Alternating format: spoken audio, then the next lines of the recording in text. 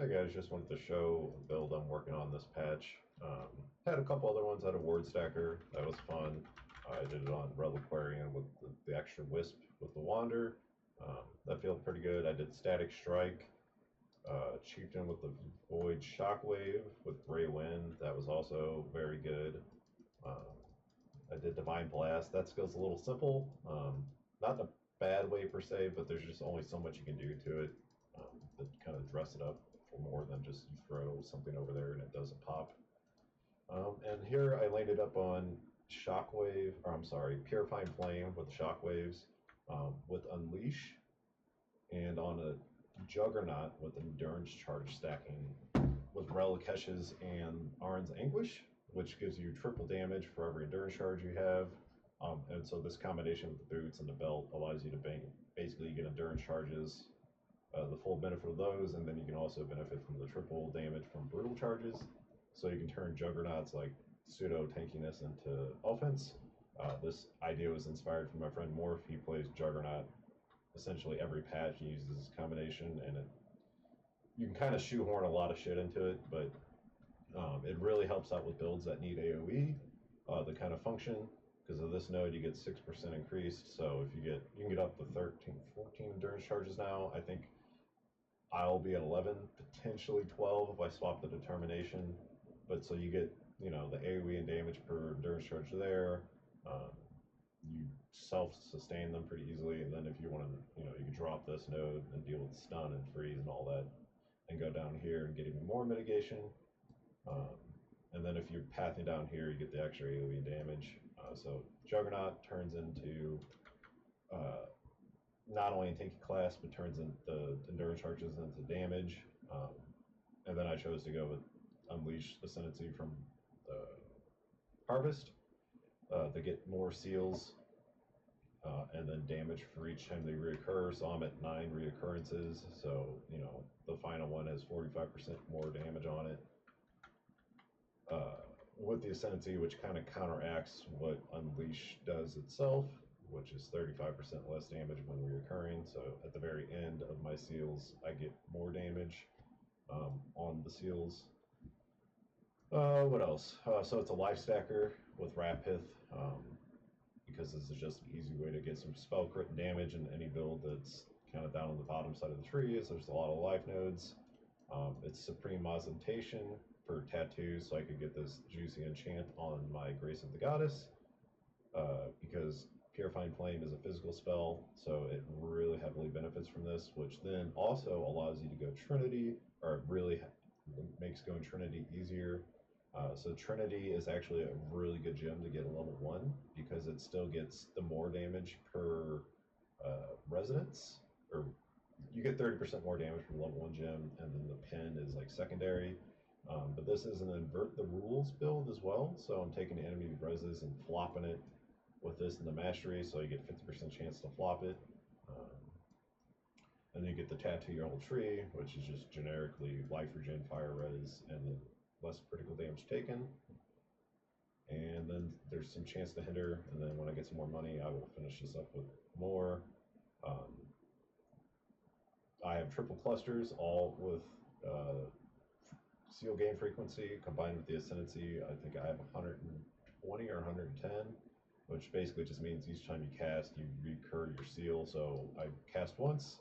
By the time my cast is done, I basically have 4, almost 5 done. So, it's like a half a second to then recast again for 9 seals. Another thing about this node is you can get some pretty spicy nodes for endurance charges. So you get your frenzy charge on hit, and then you can get like 10% increased damage per endurance charge, which here I think the most I've seen is 3, but then you start having to path to them. There's different ways of achieving that, but this is quite strong. That's a lot of damage. So if you get 3 of them, you could kind of just build around purely endurance charge stacking at that point, and maybe drop Rapith and go another direction. But yeah, so that's the highlight. Tattoos, life stacking, unleash stacking. I did steal Chieftain Explode to help clear, and because I have so much AoE from endurance charges, it does make that feel quite good. So I will put it in Uber Cortex, and show you guys how it plays. Um, it's quite satisfactory to clear with.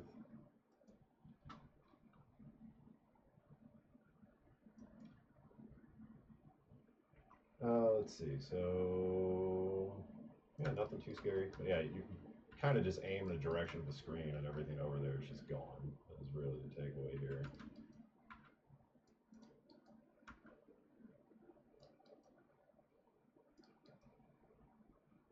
And you can turn on Righteous Fire, for more damage.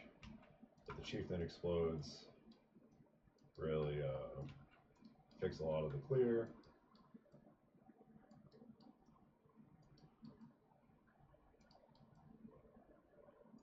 Get some crazy off-screen clear with it.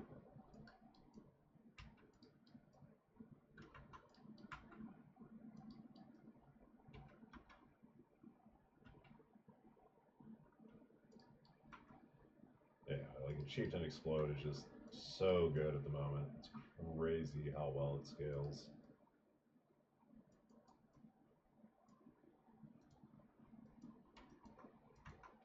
I might get one shot on this, so that's a lot of extra damage. Get my Conqueror down.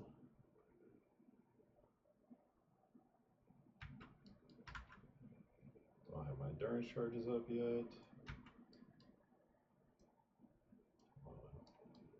There we go. Yeah, having the brutal charges up makes a big difference in the field to build. It's definitely a little bit of an awkward time on some of it.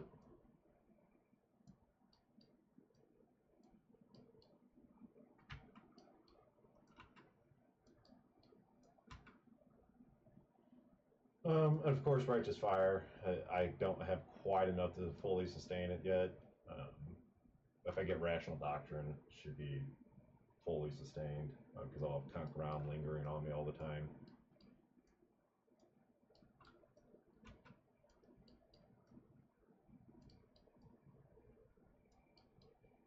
But overall, it's a pretty tanky character. I think the Fizz max hit is like 20k. Ally hit should be like in the 90s, if not high 80s. And there's definitely ways to make that even tankier. I mean, I have pretty low armor because I'm not running Determination. I chose to go with Zeal Tree for the synergy between Purifying Flame and how the shockwaves operate and conk around.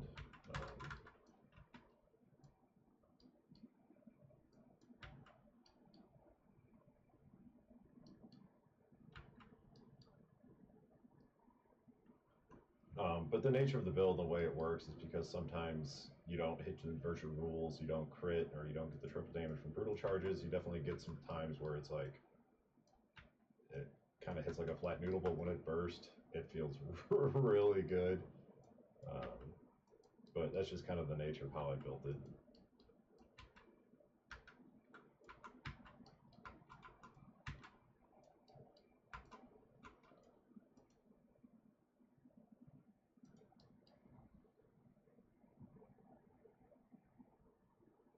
But there's definitely times, where you hit the Trinity where you get your inversion of the res, you get triple damage, and then you get your crit multi, and you'll just one-shot everything in that general area.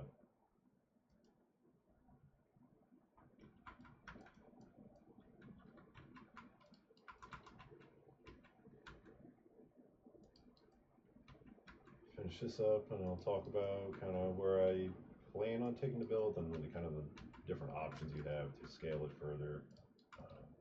There's quite a bit of work that could be done.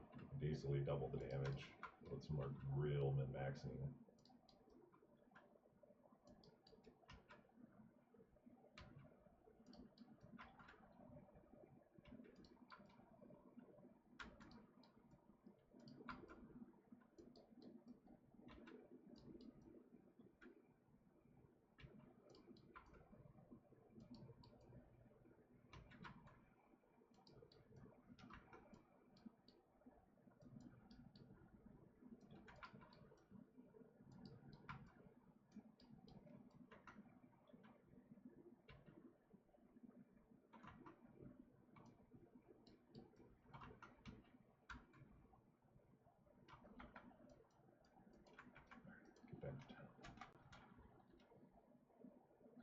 Alrighty, so gloves for gearing.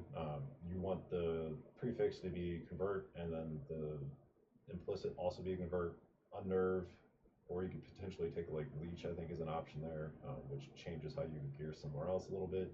But generically, you want your reses to have suffixes of resistance, and then prefixes is life, rarity. Really, just double life would be the probably the most damage. But I like rarity because it helps drops. Um, the suffixes alba mod or tempo mod can be quite good. It doesn't really matter which one you get; they're all useful. The fire one is actually not too bad because of how purifying flame works, because it's a slower casting spell that give it really high damage effectiveness. So you can triple your damage effectiveness into it, which scales really well. So the fire one's not bad. And then tip whenever you get one of those tempo mods, you can just flop the res around, assuming you don't have another res on the item that will take it. So if you have the fire tempo mod, you can say reroll fire and the lightning, and it'll swap to the fire version of it, or the lightning version of it rather. So some gloves. The wand is Grace of the Goddess. Even like a 20 roll, Grace of the Goddess is going to beat anything else, and it's not even close. Grace of the Goddess on the top end is like 100% more damage almost than like a mere tier wand. The helmet, here's where it gets expensive. I chose to go with an Archdemon Crown for the +2, and then Essence Craft, the suffixes for the support gems that work for you. Ideally, the prefix would have less duration instead of Conk Effect. Conk Effect is more damage, but then you get the penalty of the less AoE, which I'd rather have more AoE, so that's a preference thing. Archdemon Crown is a little bit double-edged sword, right? Because it's still more damage overall because of how spells scale. They scale really well with levels. However, like Unleash, if you get a level 4, it really counts as only level 2, which is not ideal, but it's just +2 levels to the main skill is just so much more damage than caring about the -2 skill levels. So yeah, invert the rules, Unleash, critical damage. At the very top end, this might make sense to swap in for like another multiplier gem instead of crit multi, because you can get so much crit multi from jewels because you have so many jewel sockets. Then Purifying Flame, I have Trinity. Trinity is probably one of the better level 1 sports because you still get the 30% more damage multiplier off of it. And then the Pen is kind of a secondary thought.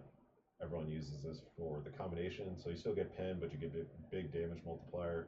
Amulet, you could do Defiance of Destiny here. You could do a Reflected Amulet where you get like +4 with like 400 or 500 life. I don't have the money for that, so I just bought a fractured one and rolled it at the bench. This is like achievable on a fairly low end budget. Rapith, this is a double volatile veil orb for the 6/6 from 5/5. 5/5 still works fine, but this is just simply better. It's a 20% more multiplier essentially on the item. The boots, Relicatious and Patience, coupled with Arn's Anguish. This combination really turns Juggernaut into a damage dealer. And then combs, you can get 80 more life, or I think like 100 more life on this, which eventually, I will probably aim for.